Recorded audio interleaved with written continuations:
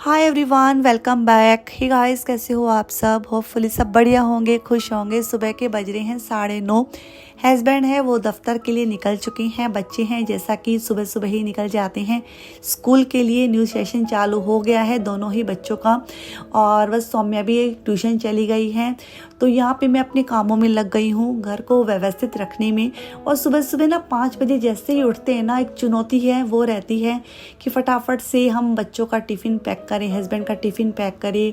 मतलब time table के अनुसार ही उनका काम करना रहता है, क्योंकि टाइम टेबल के अनुसार ही चलना रहता है, चाहे दफ्तर हो स्कूल हो। तो ज़िंदगी ना एक चुनौती की जैसे हर टाइम हमारे सामने खड़ी रहती है और हम पूरी कोशिश करते हैं उस चुनौती का सामना करने की। तो यहाँ पे बस मैं फटाफट से इस रूम की क्लीनिंग कर दूंगी। फटाफट से तो क्या ही कर रही हूँ, मैंने ना गीला सूखा कपड़ा ले लिया था माइक्रोफाइबर क्लॉथ से, और बस उससे ना काफ़ी हेल्प मिल जाती है साफ़ सुथरा रखने में। दीवारें भी अच्छे से साफ़ हो जाती है, और बेड के साइड में, टेबल पे, दरवाजे पे जितनी भी डस्ट लगी रहती है, गंदे हाथ लगे रहते हैं, सब अच्छे से साफ़ सुथरा हो जाते हैं। आज इस वाले रूम की ना चादर चेंज करने की बारी थी, क्योंकि 9 से 10 दिन हो गए थे चादर है इसमें चेंज मैंने नहीं की थी, और काफ़ी गंदी गंदी मुझे दिख रही थी। तो यहाँ पे बस साफ़ सुथरी एकदम धुली हुई चादर मैंने बिछा दी है। और ये चादर काफ़ी बड़ी है, इससे जो बड़ा बेड होता है ना उस हिसाब से है। तो आजकल वैसे ही चादरें आ रही हैं खूब बड़ी बड़ी। जब अच्छी ब्रांड के आप लेके आते हो तो अच्छी ब्रांड में बस यही रहता है कि पैसा एक बार ज़रूर लगता है, लेकिन वो रंग और प्रिंट में काफ़ी अच्छी रहती है और काफ़ी चलती भी है। और बस इस वाले रूम की मैंने क्लीनिंग कर दी, और ये वाला रूम मेरा अच्छे से चकाचक हो गया था। अब बस बारी आती है मेरे वाले रूम की क्लीनिंग करने की। आजकल इतनी ज़्यादा गर्मी पड़ने लग गई है, मतलब सुबह सुबह जब नहा लेती हूँ, मतलब आदत है ना कि सुबह उठने के साथ ही नहाने की, तो लेकिन 11-12 बजते बजते एकदम पसीने में हो जाते हैं। बहुत गर्मी हो गई है, अचानक से जो टेम्परेचर है ना काफ़ी गर्म हो गया है। तो बस लेकिन आदत है, जैसी आपको आदत रहती है ना, आप उस आदत से निकल भी नहीं सकते हैं। तो बस यहाँ पे इस रूम की मैं क्लीनिंग करना स्टार्ट कर दूंगी। और ये ब्रश है मैंने ली है, जिससे कि ना ऊपर के जो जाले वाले रहते हैं ना वो निकल जाएंगे। और अभी इस मौसम में क्या हो रहा है कि धूल मिट्टी काफ़ी उड़ती है, क्योंकि फागुन का महीना जब जाता है, चैत्र आना शुरू होता है ना, तो काफ़ी धूल मिट्टी उड़ना है, ये सब शुरू हो जाता है। और धूल मिट्टी की बात करें तो राजस्थान जैसी धूल मिट्टी तो कहीं भी नहीं उड़ती है। हमें ध्यान में है, जब आंधियाँ चला करती थी तो हम सोचने लगते थे कि कब आंधी थमे और कब हम झाड़ू उठाएं और अच्छे से क्लीनिंग करें। तो लेकिन वो भी एक टाइम था, हम काफ़ी इंजॉय करके वो काम करते थे, क्योंकि ना रसोई का बर्डन नहीं हुआ करता था कि हमें किचन में भी जाके खाना पीना बनाना रहता था, वो नहीं रहता था। हम साफ़ सुथरा करने में ही मतलब लगे रहते थे अपने घर को। और मम्मी दादी है, बड़ी वाली सिस्टर, वो इन सब कामों में लगी रहती थी, खाना पीना बनाने में। तो बस यहाँ पे इस रूम की भी मैंने चादर आज चेंज की, क्योंकि इस रूम की चादर भी मैंने उस रूम की चादर के साथ ही बिछाई थी। 9 से 10 दिन हो गए थे। और ये वाली चादर है तो बहुत सुंदर, लेकिन है थोड़ी डार्क प्रिंट की, लेकिन मुझे अच्छी लगती है, काफ़ी सुंदर लगती है। जो इसका कॉम्बिनेशन है ना, कलर कॉम्बिनेशन काफ़ी बढ़िया है। तो चलिए, ये वाला रूम भी मेरा सेट हो गया। अब है ये पैसेज को क्लीन करने की। और पैसेज भी आज मैंने देखा दीवारों पे काफ़ी मतलब ऐसे हाथों के निशान है, मतलब वाइट कलर रहता है ना वॉल पे, तो काफ़ी गंदगी वो लग जाती है। तो गीला सूखा कपड़ा ही मैंने लिया है, और बहुत ही ईजिली है, साफ़ सुथरा हो जाता है। तो बेनिफिट ये रहता है, जब आप एक बार कलर ऐसा करवा लेते हो ना, तो मतलब आपको 9 से 10 साल आपको देखना ही नहीं पड़ता है। अब मुझे वाला कलर करवाए हुए 7 से 8 साल हो गए हैं, एज इट इज़ अभी तक भगवान की दया से वैसा का वैसा रखा है। तो काफ़ी इजी रहता है साफ़ सुथरा रखने में। वॉश बेसिन भी क्लीन करने के बाद अब मैं पौधों में दे दूँगी पानी, क्योंकि पौधे हैं बहुत जल्दी सूख जाते हैं। जड़ों में तो पानी दे देते हैं, इसके पापा सुबह सुबह जब जाते हैं, आजकल उन्होंने नियम लिया है, क्योंकि उनको लगता है कि बहुत गर्मी है, मैं भी दूंगा और तू भी दिया कर। तो बस वो दे के चले गए थे। मैंने फिर स्प्रे करके सभी पौधों की पत्तियों को अच्छे से नहला दिया। अब बारी आती है मेरे लिविंग रूम को साफ़ सुथरा करने की, जो काफ़ी हद तक मैंने साफ़ कर ही दिया था, लेकिन आज मैं इसकी दीवारों को थोड़ा सा साफ़ करूँगी। जो वॉलपेपर लगा है ना, इस पर काफ़ी डस्ट लगी थी, तो इस डस्ट को मैं हटा दूंगी थोड़े से गीले सूखे कपड़े से, जैसा कि आज मैंने मतलब वही टास्क लेके चला है कि बार बार इसको मैं धो के निचोड़ रही हूँ और अच्छे से क्लीनिंग कर रही हूँ। तो वॉलपेपर पे से काफ़ी डस्ट निकली। अब ये पंखा है, ये काफ़ी चलता है, मतलब ये वाला पंखा है ना जो सोफ़ा के ऊपर है, ये बहुत ज़्यादा चलता है और हर दूसरे तीसरे दिन मुझे इसे क्लीन करना ही करना पड़ता है। तो बस इसको मैंने क्लीन किया। अब बारी आती है, रनर है, इसको झटक के साफ सुथरा करने की।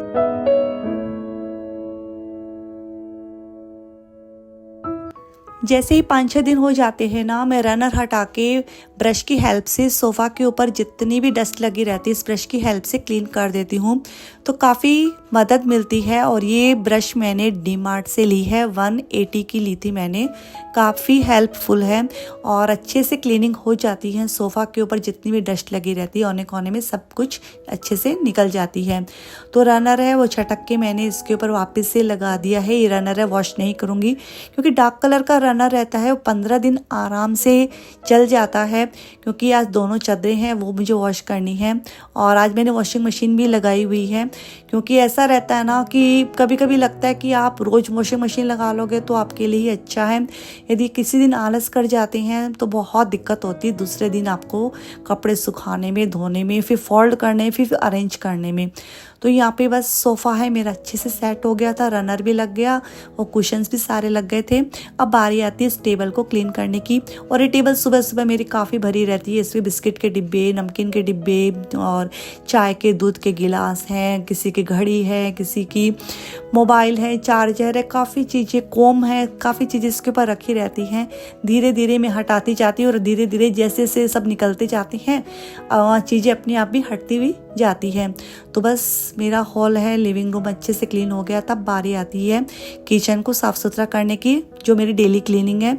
और इसको अच्छे से तो मैंने क्लीन कर दिया था क्योंकि नवरात्रा भी आने वाले हैं और इसलिए मैंने थोड़ा क्लीन किया था इसको, क्योंकि कहते हैं ना त्योहारों से पहले त्योहारों के बाद हर वक्त आपको साफ़ सुथरा किचन रखने की बहुत ज़्यादा ज़रूरत होती है, क्योंकि जो नारी का जो 80% टाइम है ना वो किचन में ही निकलता है। तो यहाँ पे सुबह सुबह बहुत ज़्यादा मेरा किचन बिखर जाता है, क्योंकि दूध, चाय, नाश्ता, काफ़ी चीज़ें ऐसी रहती हैं और कभी कभी हड़बड़ाहट में काफ़ी चीज़ें गिरती भी जाती हैं। तो बस वही है, साफ़ सुथरा करने में टाइम चला जाता है। तो यहाँ पे सब्जियां हैं जो कढ़ाइयाँ में थी, मैंने छोटे छोटे कंटेनर में निकाल दिया है, कढ़ाइयाँ धोने के लिए रख दूंगी।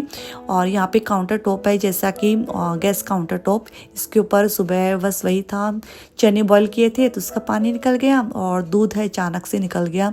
और जब दूध की बात करती हूँ, बॉईल होता है और वो निकल जाता है ना, मुझे मेरी मम्मी की बातें और इवन मेरी सासू माँ भी ऐसे ही, उनको बिल्कुल भी पसंद नहीं है दूध यदि बाहर निकल जाता है। मतलब मेरी मम्मी तो बहुत डांटती थी और मम्मी को बिल्कुल भी पसंद नहीं है कि मतलब तुम्हारा ध्यान कहाँ रहता है कि दूध निकाल देते हो, क्योंकि वो इसको अच्छा नहीं मानते हैं दूध बाहर निकल जाता है। लेकिन बस वही हुआ कि थोड़ा सा ध्यान हटा मेरा, और मैं कोशिश यही करती हूँ दूध जब रहता है ना उसको एकदम धीमी आंच पे रखती हूँ, लेकिन कभी कभी है हो जाती है गलती। तो बस यहाँ पे मैं इसको अच्छे से साफ़ सुथरा कर दूंगी और मैंने इसको अच्छे से वॉश कर दिया था। और कोई मुझे पूछ रहा था कि आपकी गैस ख़राब नहीं होती थी, आप इतना पानी डाल के इसके ऊपर साफ़ करते हो? तो अभी तक तो देखिए नहीं हुई है, मुझे हो गया है 17 से 18 साल हो गए हैं इस गैस को यूज करते हुए। तो अच्छे से चल रही है, क्योंकि इसकी जो बर्नर में पानी चला जाता है तो मैं तुरंत उसको पोंछ देती हूँ और उसको सुखा के अच्छे से रख देती हूँ। और फ़ैन है फुल स्पीड में चलाती हूँ जिससे कि गैस चूल्हा तुरंत सूख जाता है। तो यहाँ पे बस इसी बीच में हाउस हेल्पर भी आ गई और मैं आ गई हूँ यहाँ पे पौधों में पानी देने के लिए, जो कि किचन की खिड़की में लगे हैं।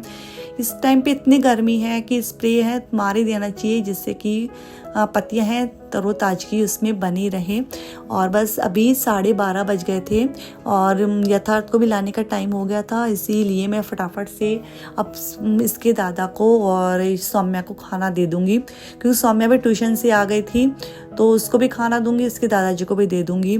तो यहाँ पे बस रोटियाँ गरम ही बनाऊंगी, वरना क्या रहता है कि हम जैसे हम रहते हैं ना, तो मैं तो रोटियाँ इस मौसम में बना के रख देती हूँ, क्योंकि काफ़ी तेज़ गर्मी होके रखी है, मतलब गरम गरम रोटी है, खाई भी नहीं जाती है मुझसे तो यहाँ पे बस रोटियां बनाऊंगी। साथ में मैंने आज सब्जियों में क्या बनाया था, चने की सब्जी थी, साथ में थी पत्ता गोभी और फूल गोभी की सब्जी थी। तो ये 2 सब्जियां थी। और आम की जब सीजन रहती है ना तो सब्जियां 19-20 भी रहती है ना तो चलता है, क्योंकि सब्जियां अच्छी ना भी हो ना, लेकिन आम है तो खाना है वो अच्छे से आपका चल जाता है। तो यहाँ पे बस मैंने सबसे पहले थाली है इसके दादा के लिए लगा ली है, और बस सब्जी है, दोनों आम है, ककड़ी है और रोटी है। तो सबसे पहले उनको परोस दूंगी, फिर सौम्या को दे दूंगी। और बस इसी बीच यथार्थ भी आ गया था स्कूल में। इस साल से मैंने उसको बोला है बेटा अपने आप ही आया करो स्कूल से, क्योंकि जब मैं जाती हूँ ना लेने उसको, मुझे आधा घंटा लग जाती है। मैं कार से जाती हूँ, कभी कभी थोड़ा सा भी ट्रैफिक मिलता है ना तो नज़दीक का रास्ता भी मुझे ना दूर लगने लगता है। तो मैंने उसको वही बोला कि बेटा कोशिश करो अपने दोस्तों के साथ आने की। तो उसने 2-3 दिन हो गए हैं आने की कोशिश करता है, और बोला मम्मा मैं मैनेज कर लूँगा, क्योंकि बच्चों को स्ट्रॉन्ग बनाना पड़ता है। हर टाइम हम पैम्परिंग नहीं कर सकते हैं, बच्चों को स्ट्रॉन्ग बनाना बहुत ज़रूरी है। कहाँ तक मैं भागूंगी, इसके पापा वही बोलते हैं कि 1 साल और भाग ले, 2 साल भाग ले इसके पीछे, फिर जब कॉलेज में आ जाएगा तब इसके पीछे पीछे कहाँ तक तू भागने वाली है। तो बस यहाँ पे सबको खाना मैंने परोस दिया था, और मेरी 2 रोटियाँ बना के भी कैसरोल में रख दी हैं, क्योंकि किचन जब तक थोड़ा सा वापस से साफ़ नहीं करूँगी ना वो रोटियाँ ना चलने वाली नहीं है। हम लेडीज़ की यही प्रॉब्लम रहती है कि हम दिमाग में काम लेके चलते हैं, और जो प्रेजेंट में जो रहता है ना गरम रोटी खाने का, मतलब वो सुख है ना हम खो ही देते हैं। और इसके पापा बहुत डांटते हैं, इसकी दादी मुझे बहुत डांटती थी, काम तो होता रहेगा, गरम गरम रोटियां ही खा ले, गरम गरम रोटी ही खा ले। लेकिन हम अपनी आदतों से मजबूर हैं। मैं तो हमेशा कहती हूँ कि जो आदत ना हमारे अंदर रह जाती है ना, वो कोई भी वो उस आदत को दूर कर ही नहीं सकता। यदि हम कोशिश करें तब कर सकते हैं, वरना दूसरा तो कितना भी बोल लें हमारे पर कोई असर नहीं होता है। तो रोटियां बाद में खाऊंगी, पहले कपड़े हैं किचन के जो कि मैंने भिगोने में वॉश किए थे, इनको मैं सुखा दूंगी, क्योंकि बहुत से कपड़े हो जाते हैं। मतलब सुबह से लेके दोपहर तक के कम से कम 7 से 8 कपड़े मैं कर ही लेती हूँ किचन को, घर को साफ़ सुथरा करने में। तो यहाँ पे इन कपड़ों को सुखा दूंगी। और इसी के साथ आज का वीडियो मैं रुचिका यहीं पे एंड करूँगी। उम्मीद करती हूँ कि आज का वीडियो भी आपको पसंद आया होगा। यदि पसंद आए तो लाइक करना, कमेंट करना, यदि चैनल पे न्यू हो तो प्लीज़ सब्सक्राइब कर देना और ज़्यादा से ज़्यादा शेयर करना। मैं रुचिका आपसे मिलती हूँ न्यू वीडियो में, तब तक के लिए बने रहना। Till then, take care, bye bye, and love you all.